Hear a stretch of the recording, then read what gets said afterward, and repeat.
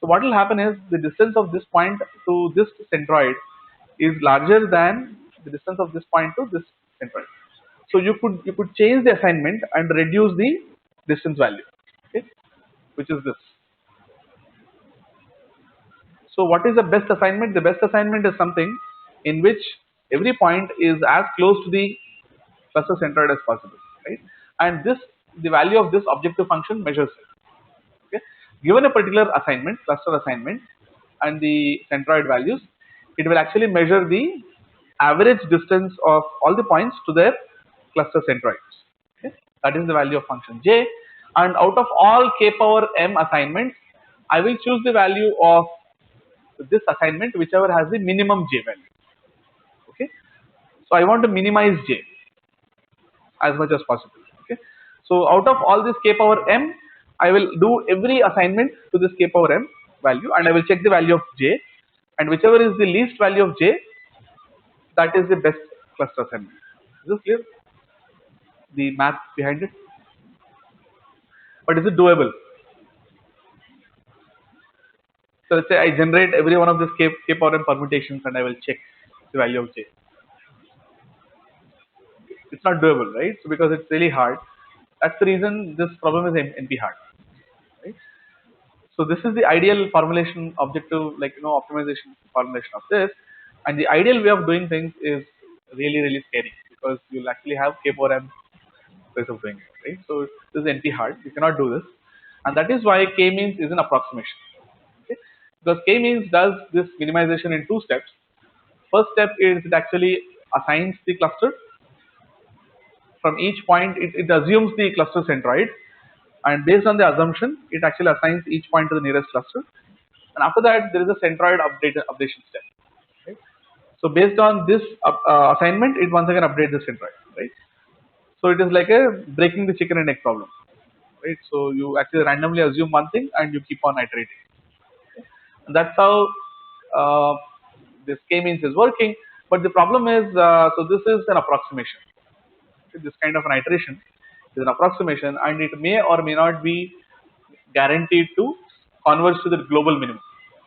Okay, it actually is moving towards the right direction, but it may or may not converge, like you said, right? Sometimes it may get stuck in bad clusters, depending on the initial random assignment you choose. It may actually come up with bad clusters as well. Right? So let's say these are three clusters. Okay, so depending on where you choose the random initialization, so if this is the initialization, you get good clusters. You get three good clusters. But let's say if this was the initialization, okay, then you actually got bad clusters. Now it divided this whole thing into one cluster, this into one cluster, this into one cluster, right? Oh, once in a while it blinks. Okay, so let's say if this is the initial assignment, this is what, right? So now these two are bad clusters clearly, right? And this is a good cluster. Now, how do I know whether if I run k-means, right? So how do I know whether what I've come up with is a good cluster or not, or whether I have, how do I distinguish between these? So it's happening too often. So how do I distinguish between these three cases? Let's say I give you this data, I give this data points, you ran k-means. How do you now know out of these three cases what did you end up with?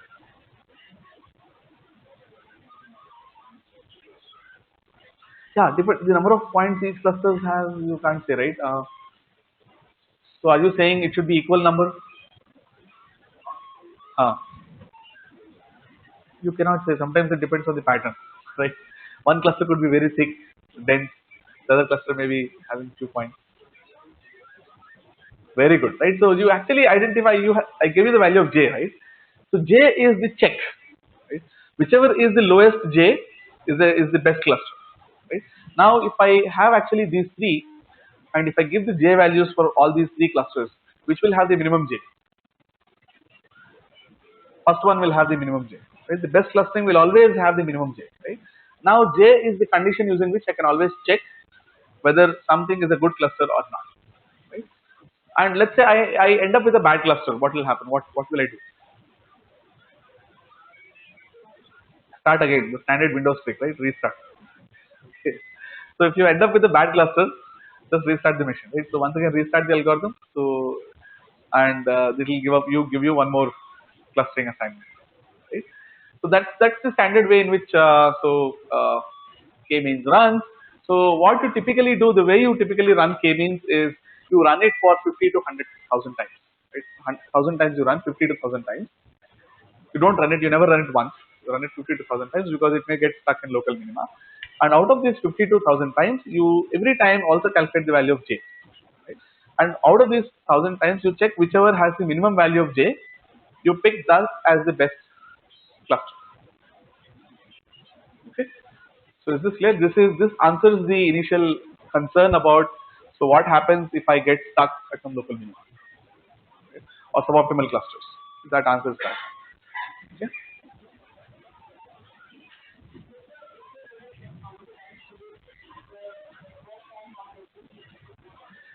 Yeah, its performance is actually bad. So what you can actually do is you can parallelize these 1,000 iterations. You can parallelize. Right? For example, you can let 1,000 threads run in parallel. So all these 1,000 threads are doing simultaneously because there is no dependency between each of these threads. They're exactly independent tasks. Let them do it independently. Let them come up with the assignment, and you can directly choose based on that for different. Okay, so this is the practical point about k-means. So, so we'll move on, right? So now the other concern about k-means is, so who tells you the value of k? Who gives the value of k, right? In this case, visually you knew that there were three groups, and that's why you gave the value of k as 3. But in practical times, what happens is you just have a database of all points. You don't even have any clue about the number of points which are present in there, number of groups which are present in there, right? Then how do you give the value of k? Because k means unless you give the value of k, it won't return you the clusters. Right? So how do you decide the value of k?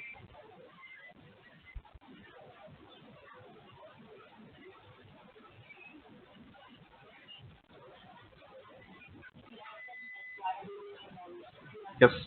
Sometimes you have domain knowledge. Sometimes you already know that. So I'm a biologist. I know that these are the three groups of plants I have. Right. So I want to divide this entire plant data that I have into these three groups. Or I have some other cancer specialists. I know that these are the two three types of lung cancer that can exist, and I want to only divide that into these two three types. Right. Decide that. Okay. So sometimes domain knowledge helps you, but many times it's very difficult, right? Due to genuine ambiguities regarding clusters, right? It's difficult. And one of the theories or rules of thumb, you can say, right? One of the theories is this. So what you do is basically keep plotting the value of j, and so start with k value as 1. Okay. So start with k is equal to 1. Look at the value of j.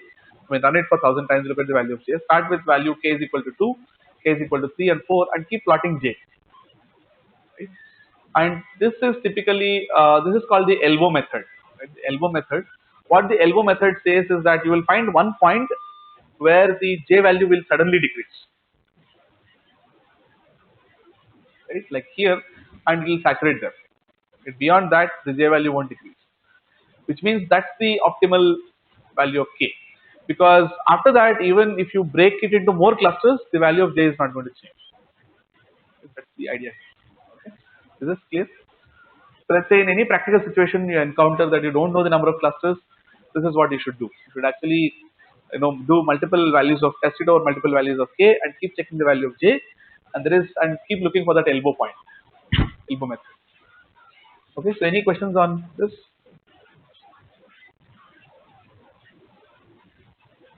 How to choose the value of k?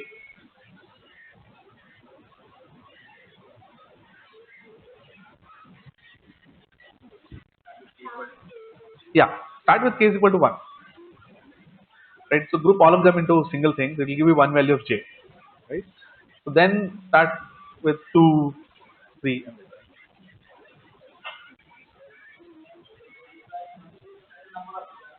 Hmm. Okay. Okay, you're saying I already know the number of clusters. Okay. Hmm. Okay. Okay. Good. Uh, no, yeah, that's a good study model. You don't need to do all of this. So you can just what you can do is you can just give the value of case three, and whatever clusters you get, so pick those. It's enough. Yeah, yeah. Mm-hmm. Hmm.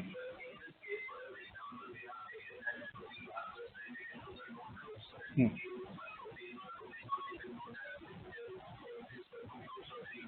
Right, right.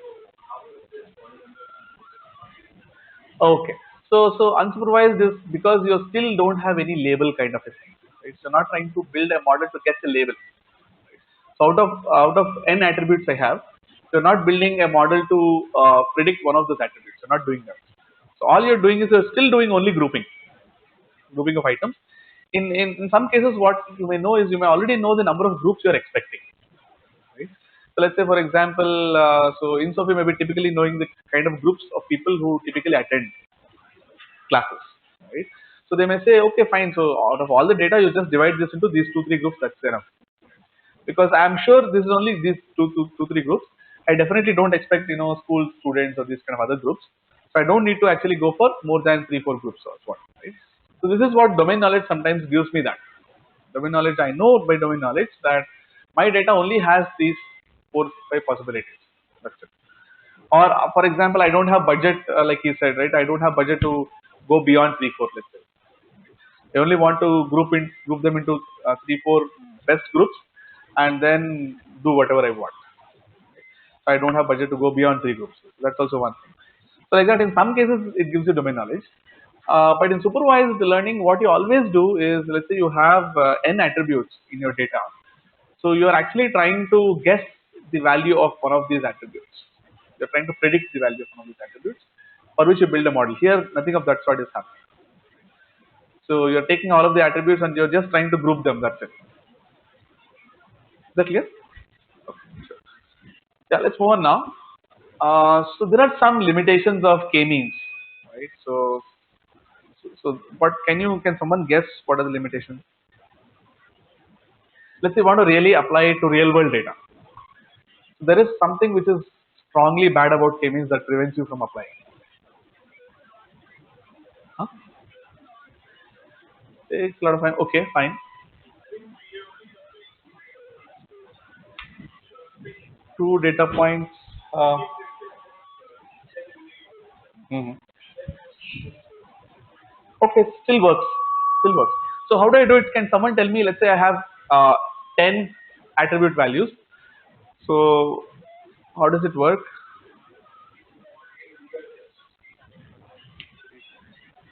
So let's say each data point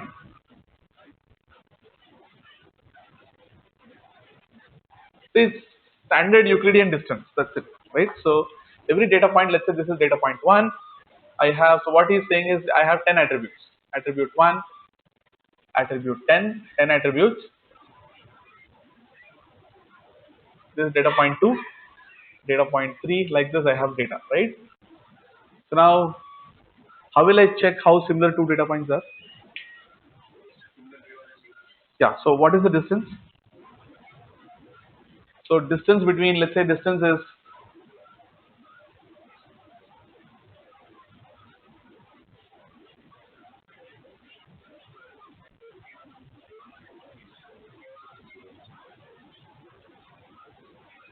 right. So this values, right? So x1 minus x2 whole square. So yeah. So a1 here, this is a1 and this is a1. a1 of point 0.1, a1 of point 0.2 whole square plus a2 of point 0.1 and a2 of point 0.2 whole square. Okay? Standard Euclidean distance. Okay, this is one.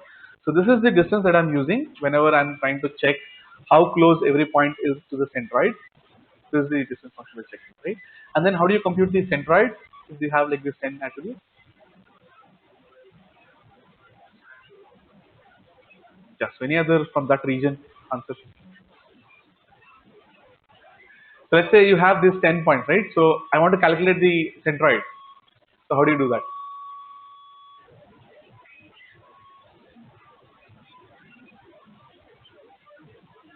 sum of all, right? So across each point, right? Not everything.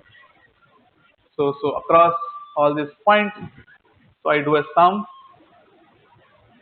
ai by, like, let's say I want to do the centroid for 4 points or 3 points plus, sorry, this is one sum of a1, right? So a1, this is a2 by 3, a3 by 3. This is the centroid. It's centroid of 3 points. If I have 4 points, it is 4, right? So like that. Okay, this is the centroid step, and that is the distance step. Okay. So now this way of doing things, of computing a centroid in k-means and getting the distance, this has a fundamental problem. If I want to apply it in standard industry, okay, fine, here you're convinced, but if you once you go back to your industry, you want to apply it, suddenly you'll realize, man, there is something. Okay, okay, then, so can somebody expand on this point? So what he's saying is there may be a problem if there are categorical variables. So let's take the following, right? So these data points have, so one of these attributes is the attribute called gender. This attribute is called gender. This data point is M. This data point is F. So what is the centroid of D1 and D2?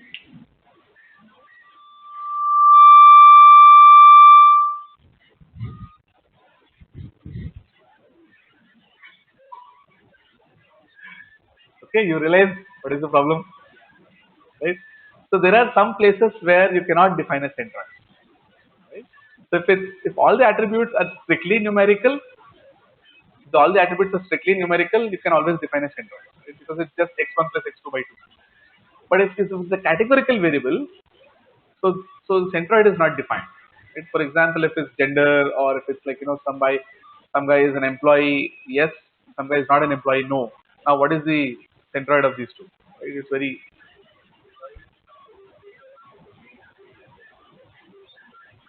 no, you can't do that, right? So because k-means doesn't work like that. Right? Okay, so now what he's saying is we'll create a dummy variable.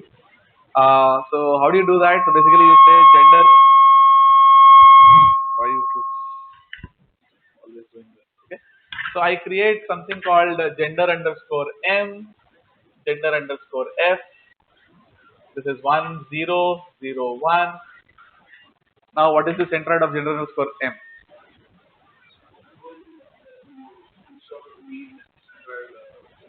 Okay, that's a different solution. But k-means has a problem, you agree, right? Huh? Okay. So now if I use k-means, what happens is this dummy variable will have 0.5, 0.5 here. Right? That's really scary. Okay, it's that. Okay. So now how do you, so k-means doesn't work well if you have categorical values. Okay. Categorical variables, because categorical variables do not go well with centroids. So that's the first thing that you encounter, and a lot of industrial settings you do have categorical variables. Right? A lot of real world data will definitely have categorical variables, and that's the reason k-means can't be used, because it's only good for Euclidean kind of spaces, but not good for categorical values because the mean is not defined there. Okay? So then what is used is a popular variant, different variant of k-means, which is called medioids, k-medioids, right? In the case of k-medioids, what we do is, in the case of k-means, what we were doing is you are using the centroid to represent the entire cluster. Okay, so centroid was used as a representative, you can say a class representative kind of guy. So using which every point used to check their distances with that. So either of the cluster, whichever is the closest one, the assignment will be that cluster, right?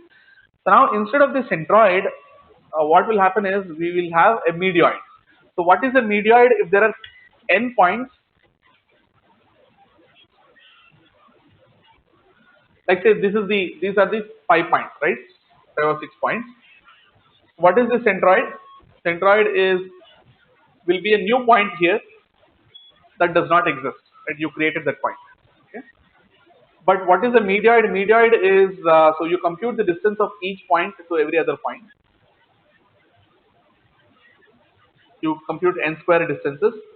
and whichever point is the closest one to that entire group, that point will be the medioid. That point will now represent the entire cluster. Right? So the difference between centroid and a medioid is centroid may or may not exist in the data. So whenever I compute the centroid, it's a new point. Medioid is always some point in the data. Right? And how do you calculate medioid? You actually check every point with every other distance. So which is, if there are n points, you calculate the n square distance and take the minimum out of that.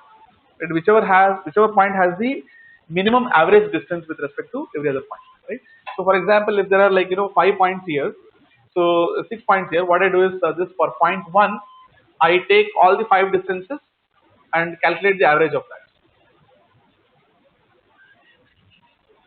And similarly for point 2, I calculate all the other 5 distances and an average of that. Right? Whichever point has the lowest average, that will be the medioid. And now that will represent the entire cluster now.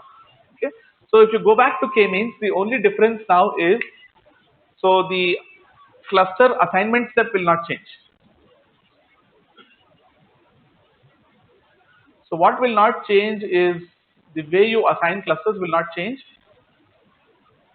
This step will not change because this step will still be based on the distance of a given point.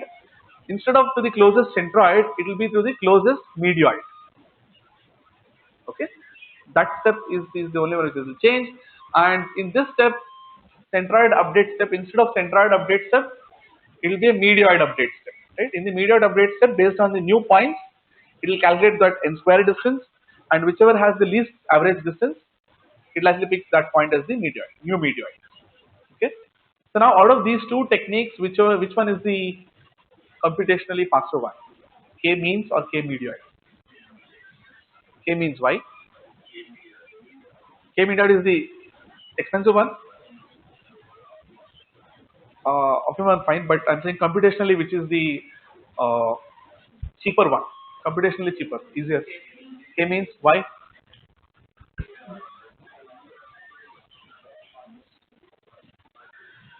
Cluster assignment, even now you have to calculate the distance of every point to the medioid, right? And even in k-means, from every point to the median, centroid, so no difference. So now which of this is saying is cheaper? K-means is cheaper. Why?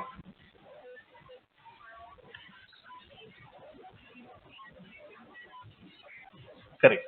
So the medioid calculating step is the expensive one. See, earlier if you give me n points, the complexity of calculating the centroid is order of n, because I have to just take an average of all these n points. Right? But now the complexity of calculating the medioid is very expensive. Because I have to calculate for n points, I have to calculate n square distance. Right? So n square is the complexity has increased from n to n square.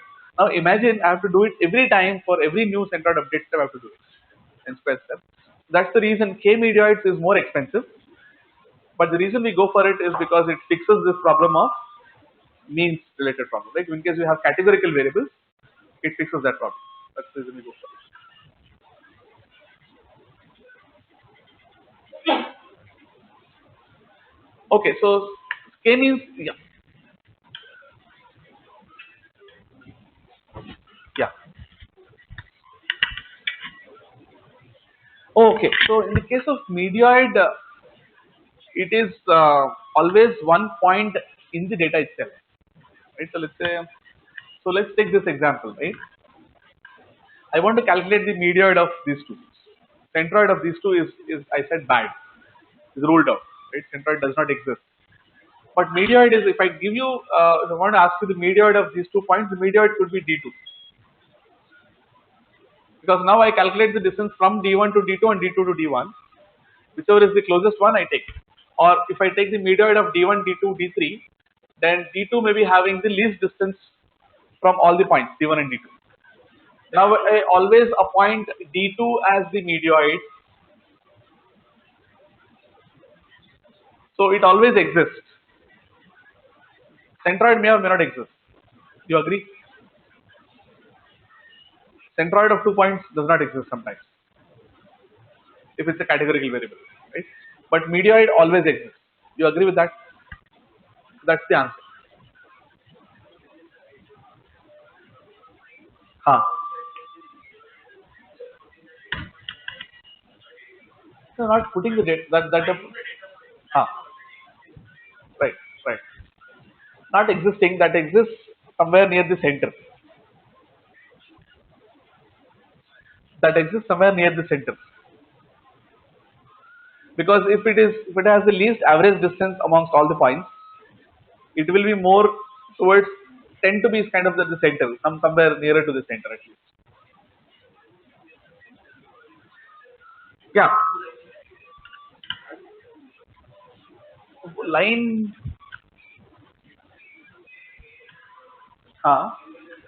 right,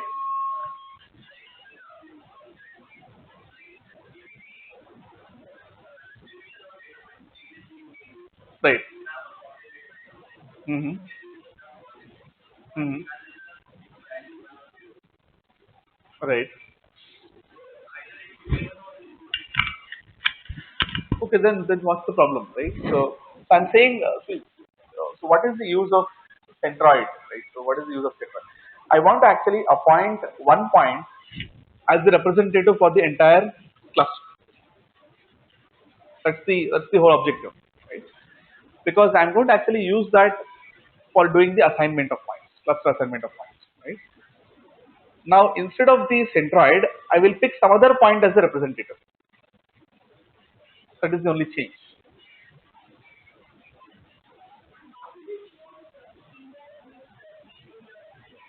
Not just female, the whole point, whole data point.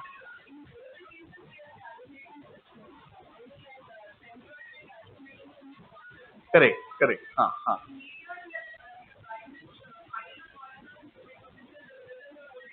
Correct. That cluster, not the whole data set. That cluster, yes.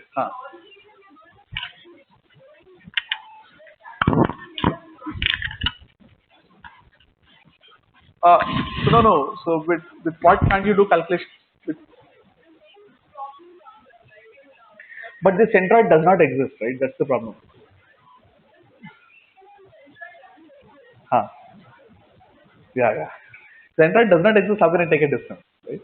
And it's very unfair to take a distance with something which does not exist, right? So, I mean, that's the problem. Whereas a meteoroid is a point that actually exists, right? So that then you can take that.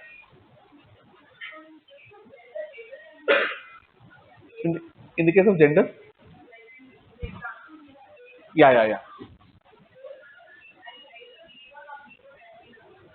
If it's only 2 points, if it's only 2 points, right? Okay, fine, fine, fine, fine. So yeah, so if it's only two points and if the distance is symmetrical, distance of d1 d2 is the same as distance of d2 d1, then either of the points can be a meteoroid. But if it's more than 2 points, it's not like that. It's definitely going to be one of those points will always have a lower average distance with respect to everything else, right? That's when you choose that, right? So in case you have more questions, we'll take it offline. We'll take it during the break. Okay. Yeah. Hmm. Okay, even then that's the same problem, right? So even if there is more than two groups, so the centroid will not exist, and that's the reason we go to meteoroids. In the case of meteoroids, what you do is you actually calculate the distance, average distance with respect to everything, and then you decide out of those points whichever has the least average distance with respect to every other point. No, no, three groups will have three meteoroids. Every group has a single meteoroid, right? Yeah. So earlier what you were doing is the way you were calculating a centroid is for all you take all the points in the group and you calculate the centroid. Now what you do is you take all the points in the group and appoint one guy as the meteoroid amongst them. And out of the 10 points, one guy will be the meteoroid. Okay.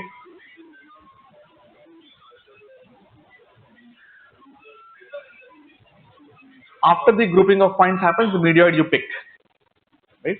So these two things are happening cyclically. First, assign points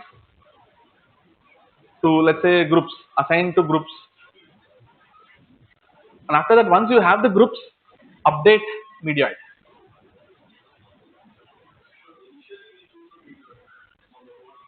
Yeah. So initially, what you do is, let's say you have you want to have three clusters. So you pick three random points from the whole data set. Let's say your whole data set is, let's say, 1,000 points. You pick 3 points out of those 1,000 points randomly, and you seed them as the cluster medioid. Okay. Okay. So we'll finish this and take a break. K-means is sensitive to outliers, right? So let's say you have an outlier. K-means does something crazy like this, right? So it'll try to pull that thing into the cluster. So that's the reason what you should do is you should remove outliers and then build clusters. Okay. And the other problem with k-means is that k-means cannot find arbitrary shaped clusters. It always tries to find spherical clusters, clusters which are round in shape. K-means will always try to find. For example, if I give k-means this data, so this should be ideally one cluster. All of these connected points should be one cluster, and I want all of these connected points to belong to one cluster, right? So, but if you give it to k-means, interestingly, what k-means does is it will actually break this, and it will try to build multiple clusters on this. So each of them is a sphere. It will try to come up with many clusters for this. So this is how k-means will do it. Right? So k-means is bad if you want to actually, if you're looking for non-spherical clusters, right? Non-spherical kind of clusters like this. And k-means is really good for spherical kind of, relatively good for spherical clusters. So we'll look into spectral clustering. Spectral clustering can handle these kind of clusters as well. So if you give any arbitrary shaped clusters, spectral clustering will catch it. So I'll discuss spectral clustering after the break. So we'll take a break.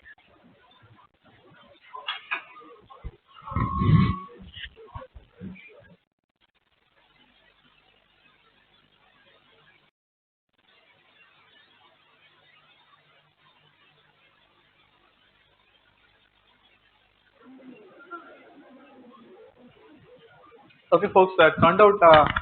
Turns out you have not, I think, been given some introduction about distance, right? So let's spend like a few minutes on how do you calculate distances between 2 points. The first most easiest thing is the numeric one. You all know, right?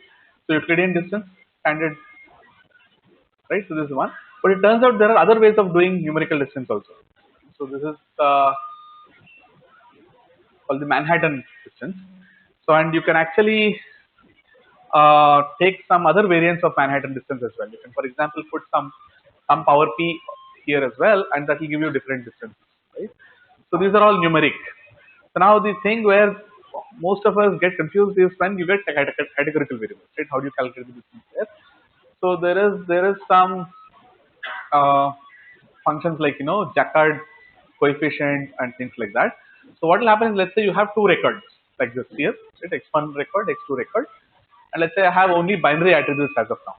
It's 1 or 0, and at first record has 1, second 0, 1, 0 like that categorical variables, and the second record has 0, 1, and 0, 1, these sort of things, right?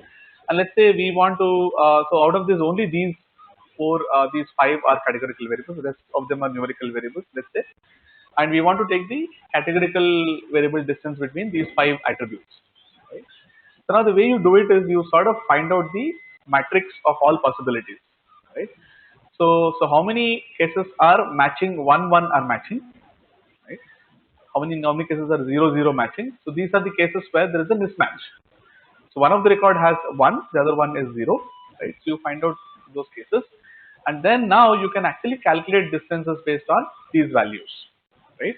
So let's say instead of this, if there is something else like some 4 5 possibilities, then you would list out those 4 5 possibilities as well, and the other 4 5 possibilities on the other side, and you construct a matrix sort of a thing, right? So now the interesting thing is places where these two things are matching, this diagonal thing, it indicates that the distance is closer, right? So the more number of matching numbers you have here, the distance should be lesser, right?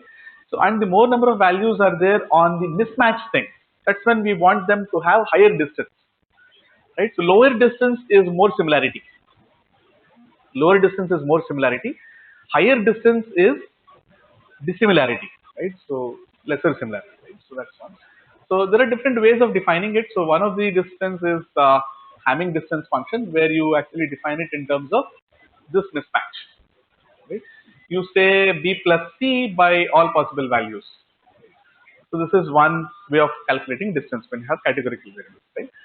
So now there are other different ways of doing it as well. So for example, if the variables have asymmetric, right? If they are asymmetric, as in one category is more important than the other one. Like for example, let's say cancer presence or not presence, right? So presence of cancer is more important, for example, right? So in that case, then you have things like Jaccard coefficient, so which do not consider this d value, right? This not present, because the interesting thing is a lot of patients will not have cancer. So now if you start scoring not having cancer, this D1, that matching, so it won't be, it won't be considered more similar. If two patients have cancer and they match, that should be higher and more similar, kind of, right? So there you ignore this non-matching thing completely from the denominator. That's how you sort of do it. So it is almost like the Hamming one, but you ignore the D0 part, right? So those parts will be ignored, and this is one way of doing it. This is called Jaccard coefficient. This is a popular measure. And let's say you have a combination of both numeric and categorical variables. What will you do? So you actually take the categorical variable distance, Jaccard coefficient, and the numerical variable distance, and you sort of combine both of them, right, independently. You can have some weightage given to each of that. That's something which you can tune. So based on your observation, and then you can pick that function. Okay. So is this clear? This is a very short primer on distances. Any questions here? Now let's say I give you a completely list of categorical variables. By the can you take a distance? Right? Okay. Let's switch back to our topic. Okay. So I think, yeah.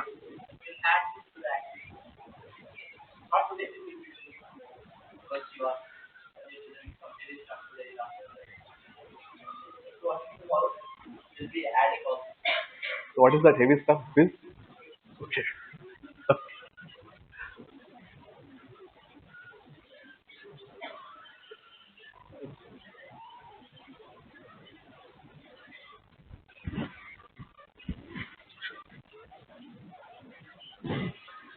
So yeah, let's look at one more aspect of clustering, which is let's say how do you evaluate the quality of clusters?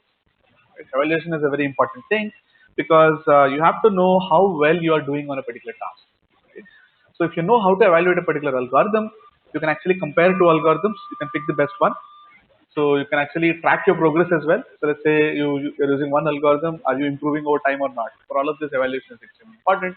So that the one way of evaluating is extrinsic evaluation. So which is, let's say you already know the ground truth data. Somebody has given you ground truth data saying these 4 points should belong to cluster 1, these 5 points should belong to cluster 2. Like that, somebody has already given you evaluation data. Then what you can do is, so this is the reference. Somebody has given you that all 3 points should belong to one cluster. And what is the true data, right? What is the truth? How did you cluster based on that? So based on that, you can calculate the precision and recall values, right? So precision and recall, right? Okay. So given two set, one is ideal set, and what you have labeled, you can calculate the precision and recall. This is the extrinsic evaluation. And something we can also do is intrinsic evaluation. Extrinsic evaluation, the problem is it's very hard to find data like that. So people often don't have data wherein people are sitting and they are actually labeling saying these all should belong to a single cluster. In that case, what you can do is actually you can measure criteria like the following, right? So you can see the goodness of a cluster is based on two things, right? So all the points belonging to the cluster inside the cluster should have very high similarity. All the points across clusters should have high dissimilarity. That we've already discussed, right? So we can actually measure the extent to which this is happening. Right? So for example, we can measure the extent to which points inside the cluster are cohesive, and we can also measure the extent to which the points across clusters are dissimilar. So this is what Davis-Baldwin index does. So what it looks at is the average distance of all elements with the centroid. So this is the average of all elements. So this is for two clusters, let's say I and J. I calculate this. So what is the average elements distance of all the elements with the centroid, and distance between centroids, right? So ideally distance between centroids should be pretty high, and so the distance within the centroid should be very less, right? So that's what it is, and it measures things like that, right? Across all the clusters, it goes and measures that. So now whichever algorithm is doing a better clustering, so we'll have much tighter clusters, as in their inter-cluster similarity would be very high than intra-cluster similarity, right? So then, so you can use DB index. So let's say given two clustering algorithms, you can compare using DB index, and so the lesser this DB index is, the better the quality of clusters it belongs to, right? Okay, now let's look back into, so this is two evaluation metrics, intrinsic and extrinsic. That's how we evaluate. Now what we'll look into is one more different kind of clustering called hierarchical clustering, right? So hierarchical clustering is specifically useful in document clustering. Okay. So what happens in real world is you get a lot of documents, right? For example, if you look at some site like Google, so Google keeps getting whole millions and millions of news documents every day, every hour, in fact. So what Google has this job is Google has to keep all of these documents organized. Right? It has to keep all of these documents organized into particular sections. So for example, if it's news, it has to keep it organized into news, technology news, entertainment news, politics, so a lot of these things, right? So within technology, there may be multiple tabs. So what is the need for that? Because let's say a new guy comes in, so it's very easy for him to exactly reach the appropriate section, and he can only browse on the section that he is interested in, right? So this is typically a hierarchical organization that you have. A lot of places, words are organized hierarchically in something called WordNet, right? So it's an ontology. Similarly, documents are organized in hierarchy. Similarly, many other things are organized in a hierarchy, right? So that's where this hierarchical clustering helps. So here our objective is to not just group documents, group them in different hierarchies, right? For example, so if this is a Yahoo directory, DMOS directory, so it has documents grouped into, for example, so computers, within computers you can go to software, within software you can go to office related software, so within office related software you can go to many other packages, like, financial packages, business packages, any other thing. So that's the organization, and this particular hierarchy kind of a diagram, it's called a dendrogram. Okay? So this one is called a dendrogram. It actually gives the clusters. Okay, how? Because you can actually cut this dendrogram at any given point of time, and that will give you all the clusters at that level of dendrogram, right? For example, let's say if I cut the dendrogram here, how many clusters will I get? Two clusters, right? Whereas if I cut the dendrogram here, how many clusters will I get? Three. So depending on which finer level you want to cut the dendrogram, you'll get different clusters, right? And dendrogram also tells you how these individual documents are forming together to form a given big cluster. Okay, so in that sense, this is a bottom-up clustering. So wherein you start from individual points and you keep building the clusters. Okay, so you start from each individual point, you group the most similar points together, and then use them to build one more on top of it, right? So you keep doing a bottom-up kind of an approach. So this is how it is. So this kind of approach is called hierarchical agglomerative clustering. Agglomerative is so gluing two things together, sticking two things together is called agglomerative, right? And it's doing hierarchically. That's the reason it is called hierarchical agglomerative clustering. So what happens is, let's say I'm given this 5 points. How do you cluster it? So first, what I do is from every point, I look at the distance of every other point. Okay? So I take all n square distances, and whichever points are the closest ones, 2 points, right? So I fuse them together into a single cluster. So now I take all the n square distances. Now what are the closest points? D1 and D2. Now I fuse D1 and D2 together as a single cluster. Okay. So now what I have to do is I have actually combined them into single clusters, but I have to now replace them with a single point which represents the entire cluster. Okay. How do I do that? That's the question. So how do you define inter-cluster similarities? Now I have combined these two into single clusters. Once again I go back. Now I have to recalculate the distances. Now it is from this cluster I have to calculate the distance to D4, right? This cluster to D5. Okay, how do I do that? There are many different ways of doing it. I'll just explain. But once again, I'll take this n square distances. Now D4 and D5 are the closest ones. I will combine D4 and D5 into a single cluster. Okay, and replace them with one point, which is, I think, as of now, let's assume the cluster centroid or something, right? And once again, I recalculate all the distances. Okay, and whichever is the closest one, I'll combine. So as of now, it is D3 and this cluster. Okay, and once again, between this and this, I recalculate the distance, and that forms one cluster. Okay. So now, what is the dendrogram here? This is the dendrogram. So if I cut at any given point of time, I get different number of clusters, right? If I cut at this point, I get two clusters, this one and this one. So now, which means that these 3 points will form one cluster and these two one. If I cut it further down here, it means I have two clusters, which is three clusters, 1, 2, and 3, right? So it depends on at what level I typically cut the dendrogram. But the resulting clustering that I obtained is now hierarchical. So what I can do is I can actually give it a label at different points of time, different points in the hierarchy.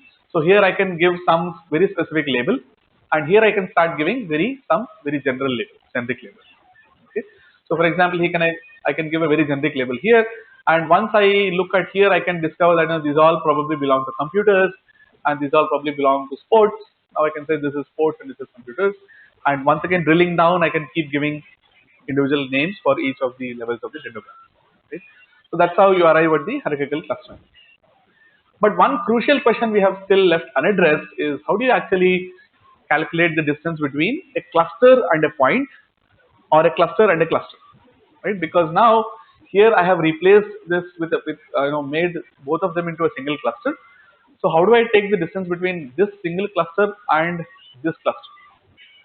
So how do you calculate distance between two clusters? If I can answer that question, automatically I'll also get the answer for how do you calculate the distance between the cluster and one point also. Because you can think about one point also as one single cluster. Okay. So it turns out there are many different ways of doing it. So one way of doing it is to take the best case distance, right? The distance of the closest points.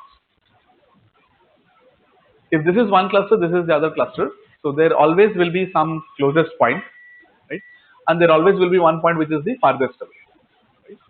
So if I take the distance between the closest one as the distance, that kind of a distance function is called single linkage distance function. So it will give me one type of clustering. Okay, and the other type of clustering is based on the worst case distance. Basically, take the distance which are the farthest apart, and that is called complete linkage kind of clustering, right? And one more thing that I can do is I can take the average distance. Right? Take the distances of all the points across the cluster and take the average one, right? So this is what I use. I can use either of these variants or either of these three variants in calculating the distances, and I will always choose the one whichever has the minimum distance in combining, right? So is this three parts clear? So all I'm saying is there need not be one single way of doing this. There can be actually multiple ways. Multiple ways doing, and depending on that, it turns out depending on the way you choose either of these variants, that gives different dendrograms. So people have noticed that if you use single linkage, right, as in this best case kind of a thing, it gives very deep dendrograms. So if you look at this kind of a dendrogram, it's like, more depth first. It's going more deeper. So whereas if you use this complete linkage kind of a thing, so it actually is once again a little deeper. But if you use average link, it's more broad, right? So complete linkage is sort of the in between one, between average linkage and single linkage. So average linkage goes like this, right? So breadth-wise, whereas single linkage goes more deeper dendrograms you get, right? So we have different variants that you can try. So based on this, right?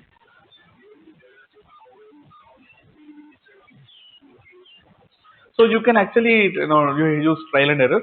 So you can use single linkage and try out and see if these deeper dendrograms are making sense in your case.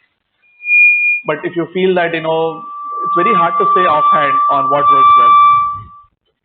It's very hard to say offhand on what works well. So it depends on, so the case by case, right? So in your case, you try single linkage. So if you believe it's getting too specific, clusters are getting too specific, then you don't do that. you come back and you go to average linkage. So like that you have to vary.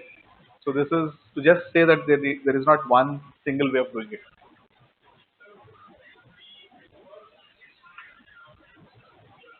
Hmm. No, no, no. You first define this distance metric, and that will be used to form the hierarchy of clusters. Right? Yeah. So first you will pick out of these variants which variant you want to use. Right. So let's say you picked minimum distance. No, no, no, no. Okay, okay, okay. That I'll tell you how. So let's say you chose out of these three variants, you chose minimum distance. Okay. Let's say you chose minimum distance. Then what I'll do is during my cluster formation here, I first defined this cluster. This was an easier one because this is the closest out of n square distances. This is the closest one, right? But now I have formed this cluster. Now what you did is you actually chose minimum distance. Right? So now from this cluster, I will look into the minimum distance of all the other points. So yeah, yeah. So yeah, I'm using that variant to calculate the distance between two clusters. Huh.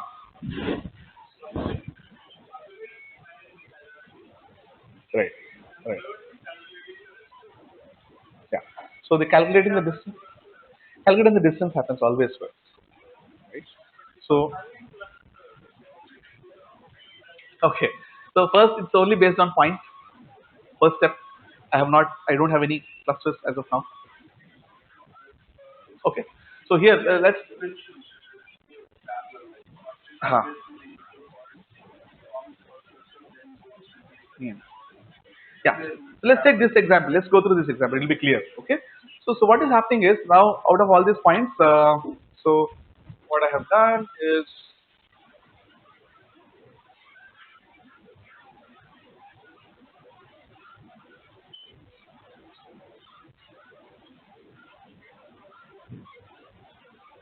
okay. So this is the one. So I calculated all the n square distances. These 2 points turned out to be the closest ones. Okay. And I form one cluster out of it. Fair enough. Okay. So now the next question is, how do I calculate the distance between this cluster and the other points? Okay. So now I calculate the yeah. Hmm.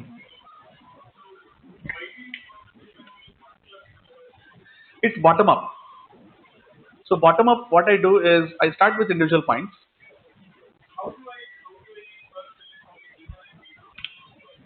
Yeah, yeah. So because those are the minimum points. So like I said, so what I do is okay. So I'll tell you how. So basically, for I calculate from D1, I calculate all how many distances is four.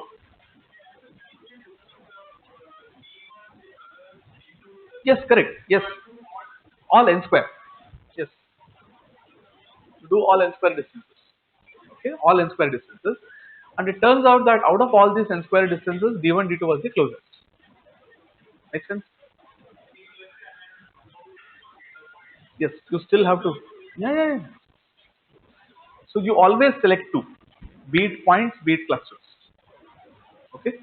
So let's say it turned out that these two are the closest points. Now I group them together.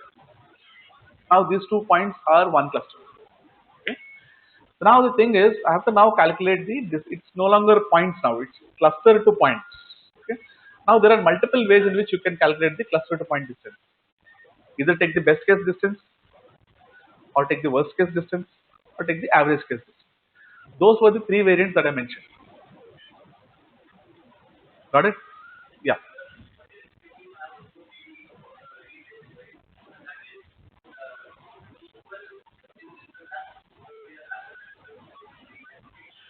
In case of ties, you just break arbitrarily. Right? In case you get a tie, toss a coin and choose anyone. Right? That's not going to hurt. Right? No, no. Always you make only two. Yes. Yes. In hierarchical agglomerative clustering. May not be in a general dendrogram. Yes. Yeah. Mhm.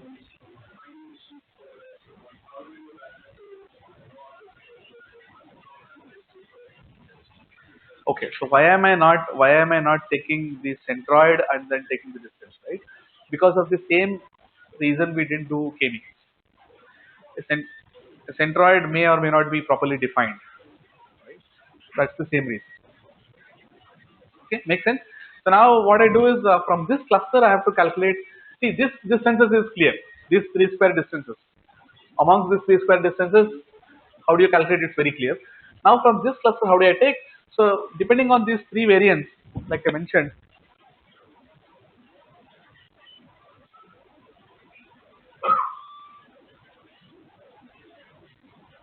isn't working. Okay, so depending on which variant of we selected, let's say we selected the minimum distance one, right? Best case one. So what I'm going to do is here similarly, I'll take the best case one. So out of this best case is what? This distance, right? And out of these two distances, if you compare all of that, these 2 points are going to be the most closest ones, right? So I'll combine these 2 points. Okay, now this is one cluster, this is one cluster. Now this is one point. I calculate this point to this point distance, and this one this. So like I said, here once again we chose the closest variant one, the best case distance. So best case distance between this and this and this and this is, so this and this are more closer, I guess, right? This one is more closer. So now I combine this cluster and this point into one cluster. One. Okay, now the only one which is remaining is this, so I combine this. Clear? Any questions here?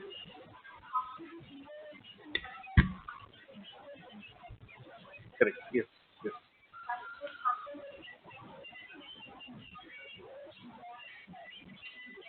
Independent by. So basically, I calculate between every pair of points. So, like I do with every pair of points, I also do it with the point and the cluster as well. And in this case, you can clearly see that the distance between the 2 points is lesser than the distance of any of this point with this cluster. Right?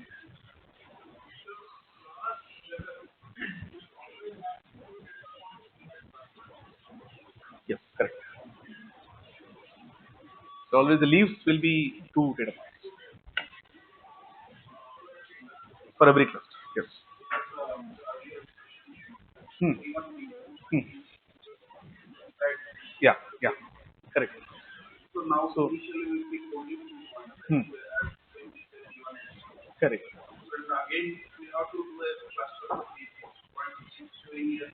Yeah. Yeah. So let's assume here it is right D6. Okay. So now what? Okay. So what will happen is, so in this iteration, in the next iteration, so probably D4 and D5 will be picked. After that iteration, probably it will see that this is the closest one. It will first group this into.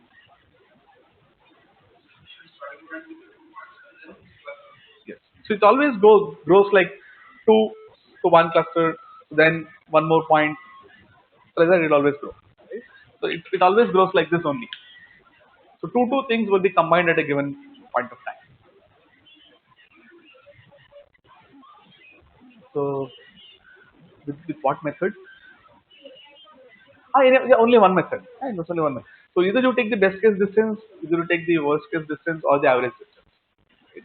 You stick with one of the methods, and depending on that, you would get different kinds of dendrograms. So any questions?